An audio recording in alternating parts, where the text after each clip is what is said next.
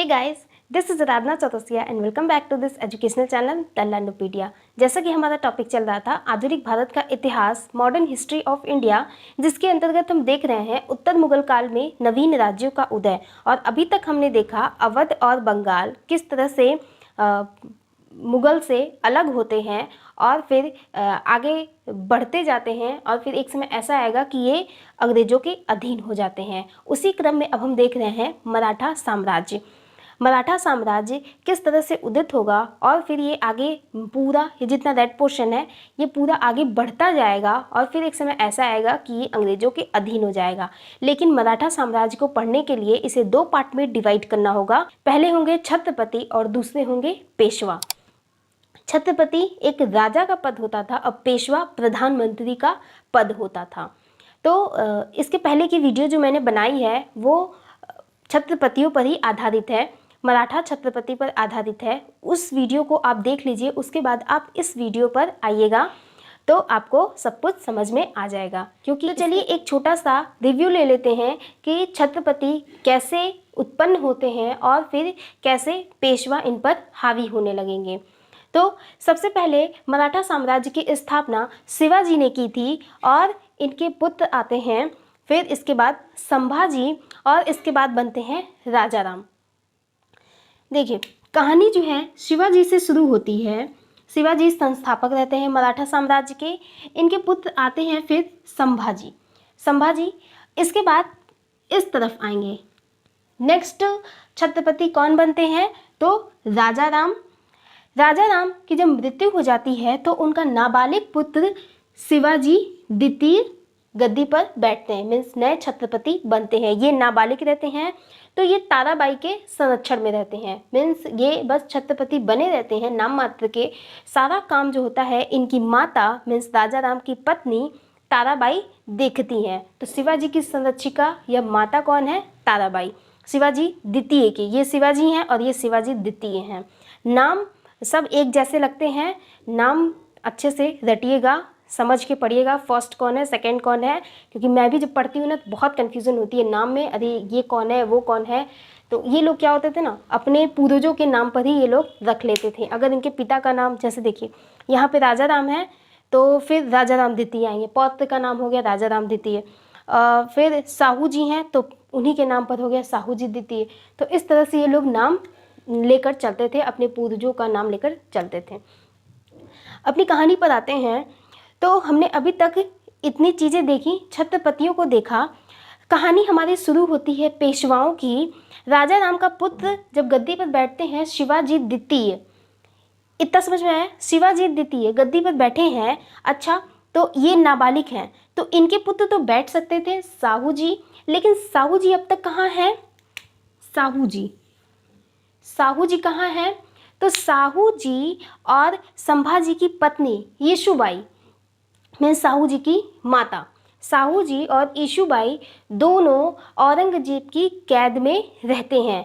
औरंगजेब की मृत्यु जब 1707 में होती है तो साहू जी आते हैं अपने राज्य वापस, तो देखते हैं कि शिवाजी द्वितीय गद्दी पर बैठे हुए हैं, छत्रपति बने हुए हैं।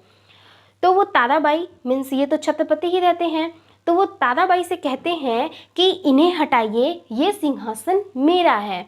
तो ताराबाई से इसी बात पे युद्ध हो जाता है, खेड़ा का युद्ध। खेड़ा का युद्ध जिसमें ताराबाई और साहू जी लड़ते हैं। साहू जी जीत जाते हैं, ताराबाई हार कर कोल्हापुर चली जाती हैं। शिवाजी द्वितीय को लेकर ताराबाई हार कर कोल्हापुर चली जाती हैं। वो कहती हैं कि मेरा पुत्र अगर छत्रपति था तो छत्रपति ही रहेगा, मैं उसे बना कर रहूँगी छत्रपति। तो कोल्हापुर में जाकर इन्हें छत्रपति बनाती हैं। दो छत्रपति चल रहे हैं यहाँ पे, एक शिवाजी द्वितीय और यहाँ पर साहू जी ने जो सिंहासन जीता है सतारा में। ये सारे काम जो हो रहे थे वो सतारा में हो रहे थे। सतारा कहाँ है? यहाँ सतारा में हो रहे थे। तो साहू जी द्वितीय नए छत्रपति बनकर बैठे हुए हैं। देखिए साहू जी द्वितीय अकेले तो युद्ध जीते नहीं होंगे, उनका कोई ना कोई साथ दिया होगा। तो उनका साथ दिए थे बालाजी विश्वनाथ।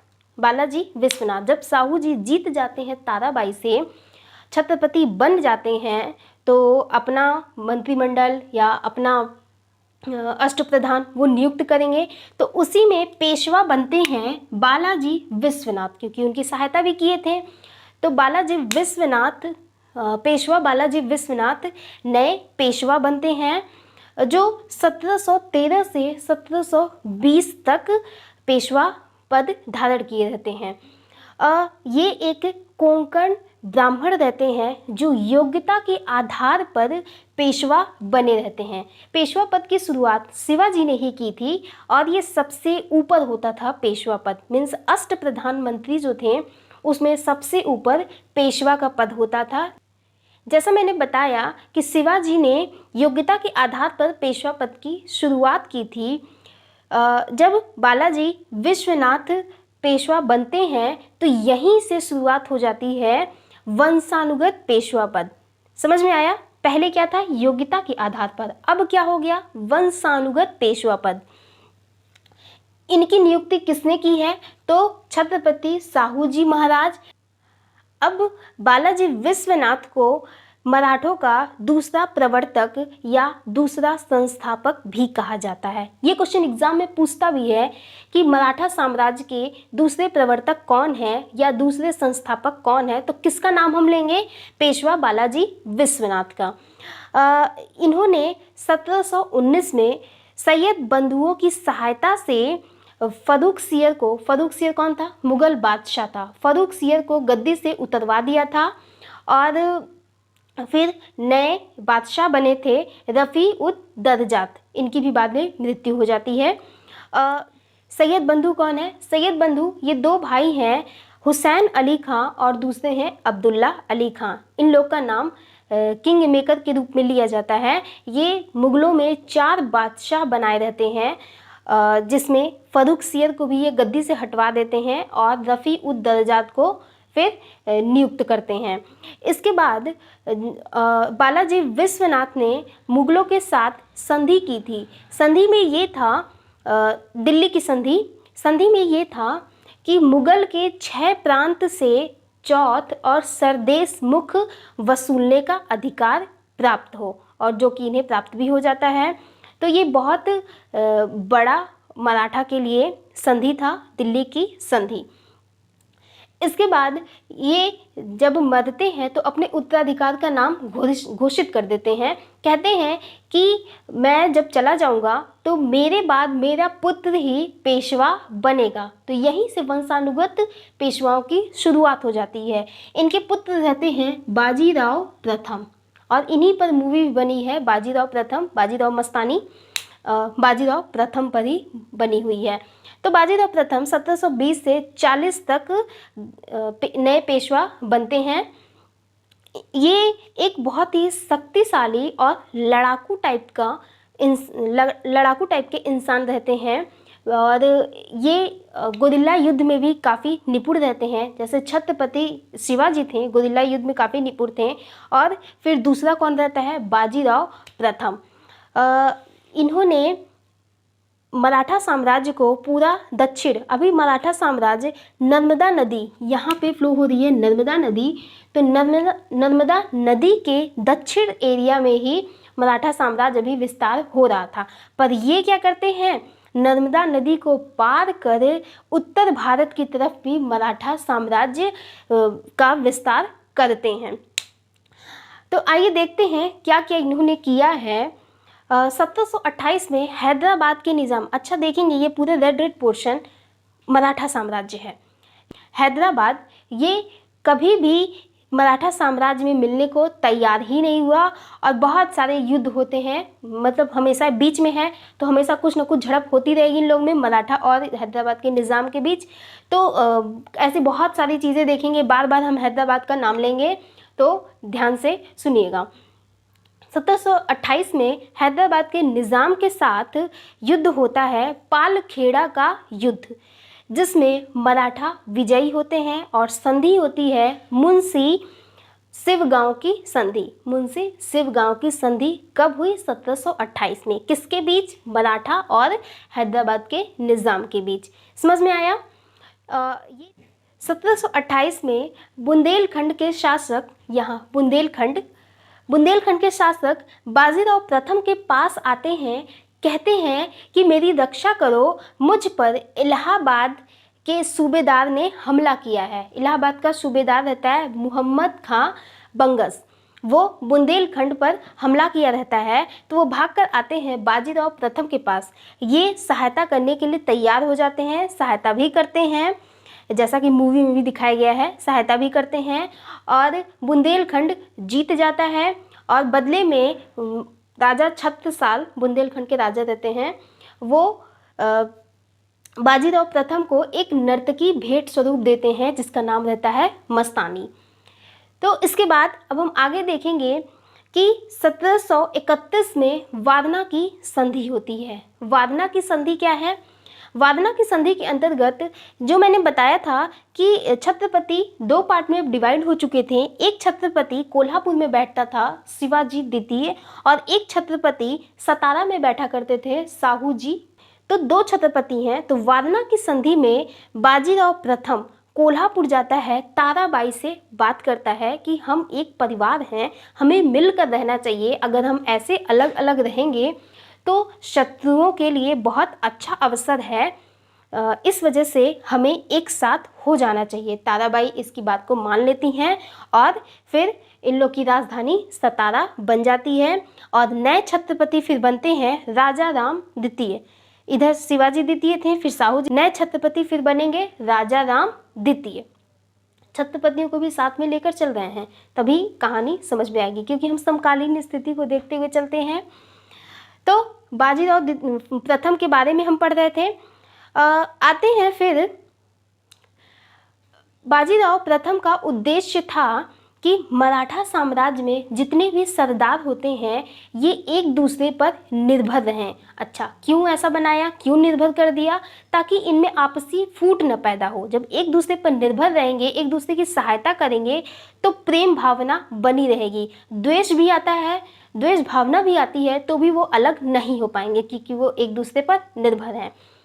बाजीराव प्रथम ने कहा था कि मुगल जो है वो एक पुराने खोखले वृक्ष के समान है, और जब ये गिर जाएगा, मीन्स खंडहर बन जाएगा, तब हम इन पर मराठा साम्राज्य की स्थापना करेंगे। फिर 1736 में कोंकण पर भी अधिकार हो जाता है। ये समुद्र तट का एरिया, इधर महाराष्ट्र वाला, ये कोंकण तट है, इनका अधिकार हो जाता है। इसी एरिया में रहते हैं, तो ये पूरा क्षेत्र अब इनका हो जाता है। फिर 1738 में गुजरात और मालवा पर भी अधिकार प्राप्त कर लेते हैं। अभी तक हमने देखा कि ये नर्मदा नदी के साउथ की तरफ सब कुछ चल रहा है, अब ये उत्तर की तरफ जाना शुरू कर देते हैं। तो बुंदेलखंड तो पहले से ही इनके अंडर में आ चुका है, क्योंकि सहायता किए थे, तो बुंदेलखंड इन्हीं का ऋणी हो गया। फिर इसके बाद मालवा और गुजरात पर भी इनका अधिकार हो जाता है। फिर 1737 में दिल्ली पर यह आक्रमण करते हैं।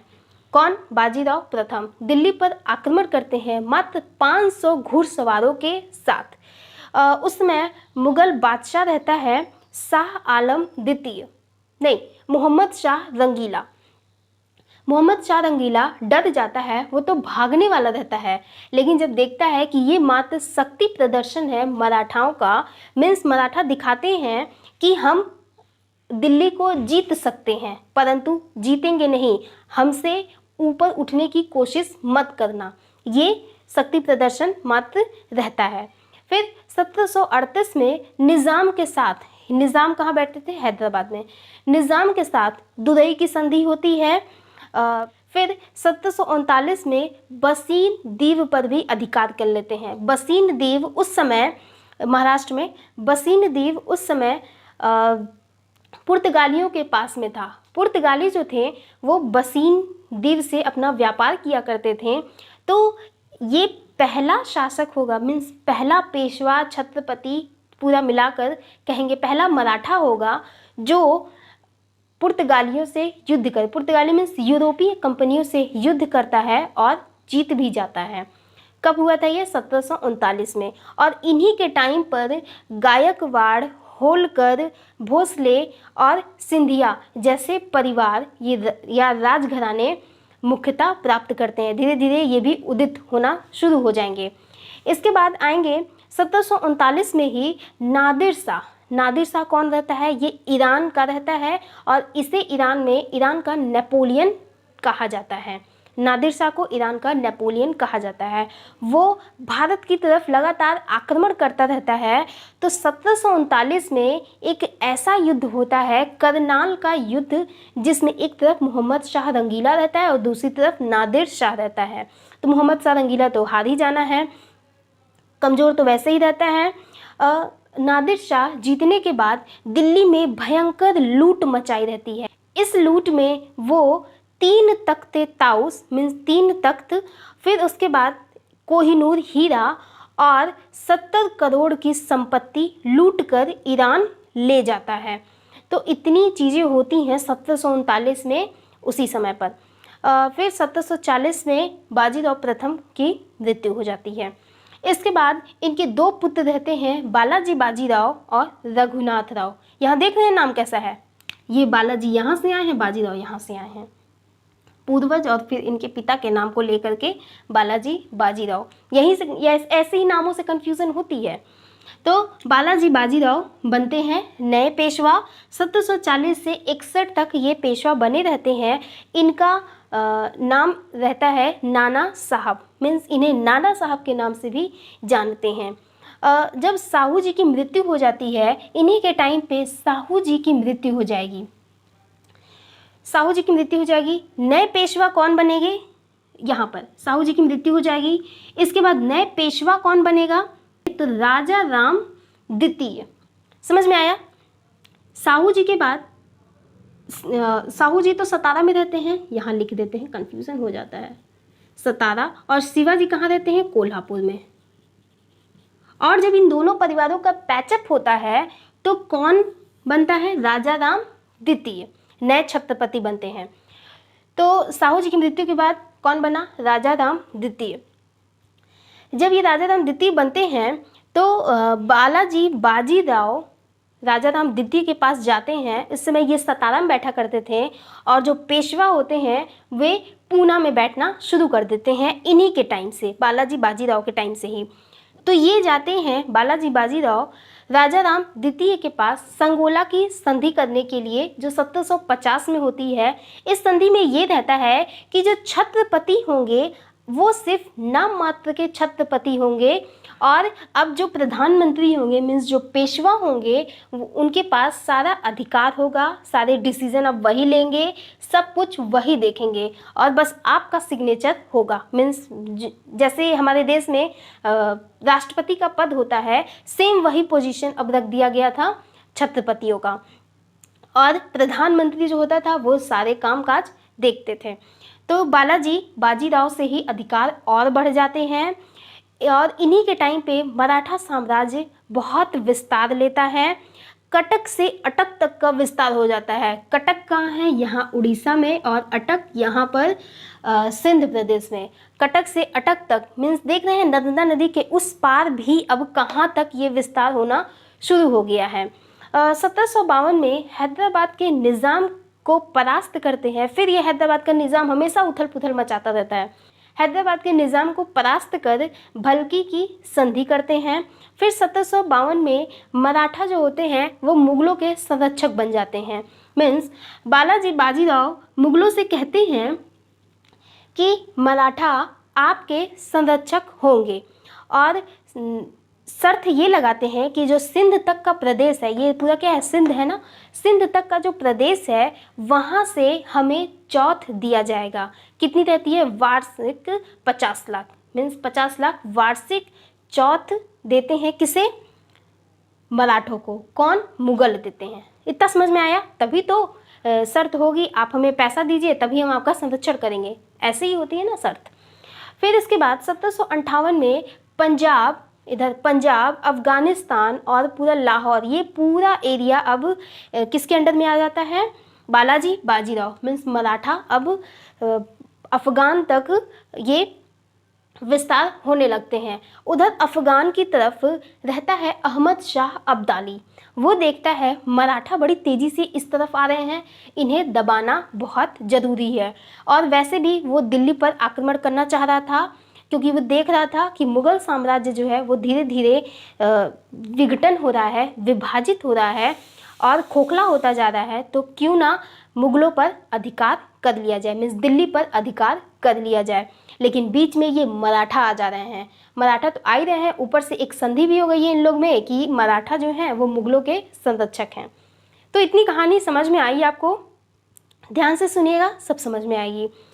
अब यहीं से अफगान शासक अहमद शाह अब्दाली ये सब तो देख रहा है, पंजाब पर आक्रमण कर उसे अपने अधिकार में ले लेता है। पंजाब पर मराठों का राज्य था, तो उसे अपने अधिकार में ले लिया और अपना पुत्र तैमूर शाह दुर्रानी को प्रतिनिधि के रूप में बैठा देता है। कहाँ पे? पंजाब में।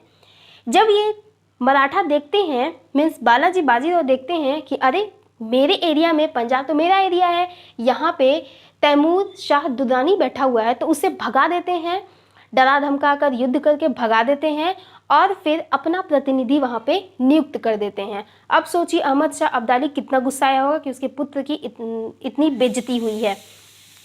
वो बदला लेने जरूर आएगा। तो बदला कहाँ से शुरू होगा? 14 जनवरी 1761 में पानीपत के तृतीय युद्ध से। पानीपत का तृतीय युद्ध होता है। इसका कारण क्या रहता है कि अब्दाली का बदला, मीन्स अहमद शाह अब्दाली बदला लेगा। इसके बाद मुगल भी जो हैं वो विघटित होते जा रहे हैं और मराठों से भी इसे चिढ़ रहती है कि वो आगे बढ़ते जा रहे हैं। कोई भी शासक एक दूसरे को आगे बढ़ते नहीं देख सकते हैं। तो इतनी सारी चीज़ें रहती हैं जो पानीपत के तृतीय युद्ध का कारण बनती हैं। युद्ध होता है, युद्ध में एक तरफ रहते हैं अहमद शाह अब्दाली और दूसरी तरफ रहते हैं ये विश्वास राव। बालाजी बाजीराव अपने बड़े पुत्र विश्वास राव को भेजे रहते हैं। विश्वास राव ये नाबालिग रहता है, ये नाबालिग रहता है और सेनापति बनके गया रहता है। तो वास्तविक सेनापति जो रहता है वो सदाशिव राव भाव रहते हैं। सदाशिव राव भाव ये वास्तविक सेनापति बनकर जाते हैं। मीन्स सेनापति विश्वास राव भी रहते हैं, लेकिन जो वास्तविक रहता है वो कौन रहता है? सदाशिव राव भाव। ये रिश्ते में इनके चचेरे भाई लगते थे। तो युद्ध होता है, तोप खाने, तोप भी गए रहते हैं। तोप खाने का नेतृत्व करता है एकमात्र मुस्लिम। मराठा जो होते हैं वो पूरी तरह से हिंदू रहते हैं और इनके बीच एक मुस्लिम रहता है इब्राहिम खां गददी, जो तोप खाने का नेतृत्व करता है मराठों की तरफ से। इतना समझ में आया? इसके बाद पंडित काशीदास ने आंखों देखी घटना बताई है पानीपत के तृतीय युद्ध को और बताया है कि मराठों के लिए ये बहुत ही प्रलयकारी युद्ध था। यहीं से मराठों का पतन होना शुरू हो जाता है। अब मराठों के पराजय के कारण क्या रहते हैं कि क्षेत्रीय शक्तियों का सहयोग न प्राप्त होना। क्षेत्रीय शक्तियाँ कौन सी? देखिए, क्षेत्रीय शक्तियाँ वो जो आपके आसपास एरिया में रहती हैं। आप जब भी कोई काम शुरू करते हैं, कोई बड़ा काम शुरू करते हैं, जब तक आपको आपकी कॉलोनी, आपके शहर का सपोर्ट नहीं मिलेगा, तब तक आप आगे बढ़ नहीं पाएंगे। तो उसी तरह से क्षेत्रीय शक्तियाँ सहयोग इनका नहीं करती हैं। क्यों नहीं करती हैं?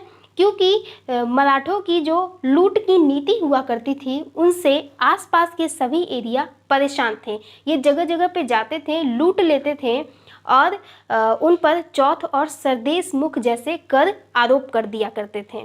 तो इसी तरह से ये क्षेत्रीय शक्तियाँ इनका सहयोग नहीं करती हैं और मराठों के बीच में भी आपसी मतभेद रहते हैं और चौथ और सरदेश मुख कर तो आरोपित किए ही जाते थे।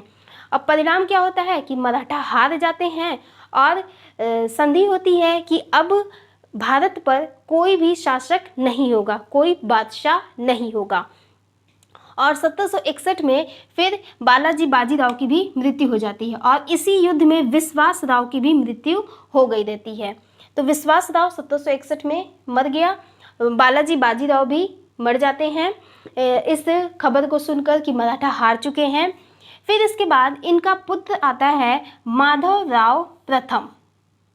माधव राव प्रथम 1761 से 72 तक पेशवा बनते हैं। ये भी एक बहुत ही शक्तिशाली पेशवा रहते हैं। अगर कहा जाए पूरे पेशवाओं में तो सबसे अंतिम पेशवा जो शक्तिशाली रहता है, मीन्स अंतिम शक्तिशाली पेशवा कहेंगे तो माधवराव प्रथम को कहेंगे।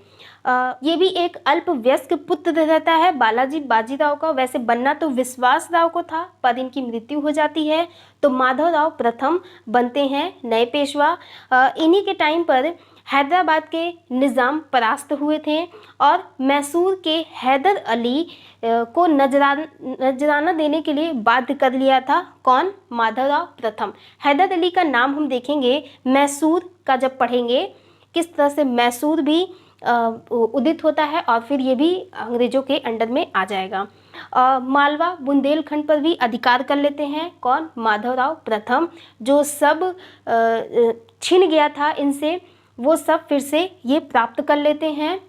फिर इसके बाद जो पानीपत युद्ध में संधि हुआ था कि भारत पर अब कोई भी शासक नहीं होगा, तो ये क्या करते हैं, पुनः स्थापित करते हैं दिल्ली में बादशाह को, शाह आलम द्वितीय को पुनः स्थापित करते हैं, उसे गद्दी पर बैठाते हैं। फिर 1772 में क्षय रोग से इनकी भी मृत्यु हो जाती है। क्षय रोग मीन्स टीबी से इनकी मृत्यु हो जाती है। और अगर ये कुछ और समय तक जिंदा रहते हैं, मात्र 27 वर्ष तक ये जिंदा रहे थे। 27 वर्ष की आयु तक इन्होंने उत्तर भारत में जो हारे हुए प्रदेश थे वो भी प्राप्त कर लिया। तो सोचिए अगर ये और समय तक रहते हैं तो शायद मराठा साम्राज्य दिल्ली तक पहुंच जाता और अंग्रेजों के आने का बाद सवाल ही पैदा नहीं होता।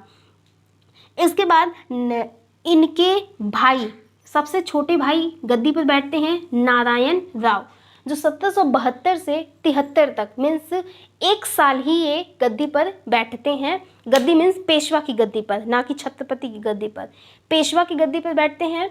अब ये 1 साल ही क्यों रहते हैं? क्योंकि इनका जो चाचा रहता है रघुनाथ राव, ये चाचा लगते हैं ना इनके, रघुनाथ राव अंग्रेजों की सहायता से नारायण राव की हत्या करवा देता है। क्यों? क्योंकि उसे पेशवा बनना था। जब नारायण राव की हत्या हो जाती है तो नया पेशवा अब कौन बनेगा? रघुनाथ राव। रघुनाथ राव ये 1773 से 74 तक ही गद्दी पर रहते हैं। ये भी 1 साल ही रहते हैं। क्यों? क्योंकि रघुनाथ राव ने एक सलाहकार नियुक्त किया था, अपना सलाहकार नाना फडणवीस को। नाना फडणवीस रघुनाथ राव को पसंद नहीं करते थे, तो वो कई सारे लोगों की मदद से रघुनाथ राव को गद्दी से उतरवा देते हैं। फिर इसके बाद ये भी ख़त्म, नारायण राव भी ख़त्म, हत्या करवा दिया, वो भी ख़त्म। तो देखेंगे बालाजी बाजीराव के तीनों पुत्र अब ख़त्म, मीन्स मर चुके हैं, मृत्यु हो चुकी है। रघुनाथ राव भी गया। अब कौन बनेगा? तो नारायण राव का पुत्र ही तो बनेगा, यही तो नया उत्तराधिकार होगा पेशवा पद के लिए। तो माधवराव द्वितीय 1774 से 95 तक पेशवा पद धारण करते हैं। माधवराव द्वितीय ये नारायण राव के पुत्र रहते हैं और इन्होंने 12 भाई परिषद की स्थापना की थी। इस परिषद में था कि शासन चलाने के लिए कुछ मंत्री होते थे, जिसके अंतर्गत महादजी सिंधिया, यशवंत राव होलकर और नाना फडणवीस भी शामिल थे। इसमें क्या था कि महादजी सिंधिया और नाना फडणवीस के बीच अक्सर संघर्ष होता रहता है, मीन्स तानातनी चलती रहती थी, इनको नीचा गिराना, अपने को ऊपर उठाना। तो इस तरह से इन लोगों के बीच बहुत सारे बवाल चलते रहते थे और बीच में फंस जाते थे माधवराव द्वितीय। अभी ये नाबालिग ही थे जब पेशवा पद को धारण किए थे। तो इनके बीच जो संघर्ष चलते थे, इनसे बर्दाश्त नहीं हुआ, देख नहीं पाए और 22 वर्ष की उम्र में ही इन्होंने आत्महत्या कर ली। मीन्स सोचिए उनका जो संघर्ष था, ये नाना फडणवीस और महादजी सिंधिया का संघर्ष कितना ऊपर तक हुआ होगा कि इन्हें आत्महत्या करनी पड़ गई। और इन्हीं के टाइम पर आंग्ल मराठा युद्ध भी होता है। अभी हम इस युद्ध को आगे देखेंगे। फिर इसके बाद बाजीराव द्वितीय बनते हैं, इन्होंने आत्महत्या कर ली। पूरे मराठा साम्राज्य में आत्महत्या करने वाला मात्र यही रहते हैं माधवराव द्वितीय। इसके बाद रघुनाथ राव के पुत्र आते हैं बाजीराव द्वितीय, ये पेशवा पद संभालते हैं। कोई भी नहीं बचा है, अब सबकी मृत्यु हो चुकी है। देखिए दादा परदादा सब खत्म हो चुके हैं, तो बाजीराव द्वितीय भी बस बचे रहते हैं। ये बनते हैं, ये अंग्रेजी सहायता से नए पेशवा बनते हैं। और इन्हीं के टाइम पर नाना फडणवीस की भी मृत्यु हो जाती है। और इन्हीं के टाइम पर सेकंड और थर्ड आंग्ल मराठा युद्ध होता है। अभी हम इसे आगे देखेंगे, जिसमें मराठों की हार हो जाती है। और ये अंतिम पेशवा रहते हैं। ये क्या है? अंतिम है। यहीं पर पेशवा पद समाप्त होता है। कौन समाप्त करेगा? अंग्रेज। अंग्रेज इन्हें क्या करते हैं? इनसे सारे अधिकार छीन लेते हैं, इन्हें पेशवा पद से उतार देते हैं और कहते हैं कि अब आप बिठूर जाइए। कानपुर के पास में है बिठूर, वहाँ बाजीराव द्वितीय को भेज देते हैं और सालाना 8 लाख पेंशन देते हैं। और फिर 1853 में इनकी भी मृत्यु हो जाती है। अब इसके बाद अंग्रेज पेंशन देना भी बंद कर देते हैं। लेकिन ये एक पुत्र गोद लिए रहते हैं, नाना साहब, जिनका नाम रहता है बचपन का नाम धोंधू पंत। तो अंग्रेज पेंशन देना बंद कर दिए, तो नाना साहब बहुत संघर्ष करते हैं कि उन्हें पेंशन मिले, बहुत सारे दावा करते हैं, लेकिन अंग्रेज नहीं मानते हैं पेंशन देने के लिए। तो कहीं ना कहीं फिर ये 1857 में पार्टिसिपेट करेंगे युद्ध में। अभी तक जब तक जितनी भी मैंने पहले की वीडियो बनाई है, बार बार मैंने 1858 बोला है, मुंह से क्या निकल जाता है पता भी नहीं चलता है पढ़ाते पढ़ाते। 1700 जबकि 1857 है, आप 57 ही समझना, 58 नहीं है, वो 57 की क्रांति है। तो उसमें ये पार्टिसिपेट करते हैं। कौन? इनके दत्तक पुत्र, गोद लिए हुए पुत्र नाना साहब। अच्छा, क्यों नहीं पेंशन देते थे उन्हें? क्योंकि अंग्रेजों की उसी समय नीति आई थी, कौन सी? हड़प नीति, मीन्स गोद निषेध प्रथा आई थी। कोई भी राज्य जिसके पास उसका उत्तराधिकार नहीं है वो गोद नहीं ले सकता है। अगर गोद लिया तो वो अवैध माना जाएगा, मीन्स वो उत्तराधिकार नहीं माना जाएगा। तो इसी नीति का पालन करते हुए अंग्रेज नाना साहब को जो पेंशन था वो देते नहीं थे और फिर 1857 की क्रांति में वो भाग लेते हैं। तो ये पूरी कहानी समझ में आ गई। तो अब देखते हैं आंग्ल मराठा युद्ध। आंग्ल मराठा युद्ध आपको स्क्रीन पर दिख रहा होगा, जिसमें पहला आंग्ल मराठा युद्ध 1775 से 82 में होता है, जिसमें पेशवा पार्टिसिपेट करते हैं, माधवराव, और गवर्नर जनरल रहता है अंग्रेजों की तरफ से वारेन हास्टिंग। और एट लास्ट संधि होती है सालबाई की संधि 1782 में। दूसरा आंग्ल मराठा युद्ध होता है 1803 से 6 के बीच में। बाजीराव द्वितीय पेशवा पार्टिसिपेट करते हैं। जॉर्ज वॉलो और वेलेजली ये गवर्नर जनरल रहते हैं। और संधि होती है राजघाट की संधि। संधियाँ काफ़ी इंपॉर्टेंट हैं, कौन सी संधि कब हुई थी। फिर इसके बाद तीसरा युद्ध होता है 1817 से 18 के बीच, 1817 से 1818। पेशवा रहते हैं बाजीराव द्वितीय, फिर गवर्नर जनरल लॉर्ड हेस्टिंग। और फिर पूना की संधि होती है 1817 में। इतना समझ में आया? आई होप आपको ये पूरा मराठा साम्राज्य समझ में आ गया होगा। इस पर 2 वीडियो बनी है, एक छत्रपति की है और दूसरा है पेशवा की। इसमें इसकी आपको PDF एक साथ मैं अवेलेबल करा दूंगी टेलीग्राम पर। टेलीग्राम को अभी तक आपने अगर ज्वाइन नहीं किया है तो वहाँ पे ज्वाइन कर लीजिए। वहाँ पे आपको PDF अपडेट्स सारे के सारे आपको मिलते रहेंगे। मिलेंगे फिर नेक्स्ट वीडियो में। तब तक के लिए take care and bye bye.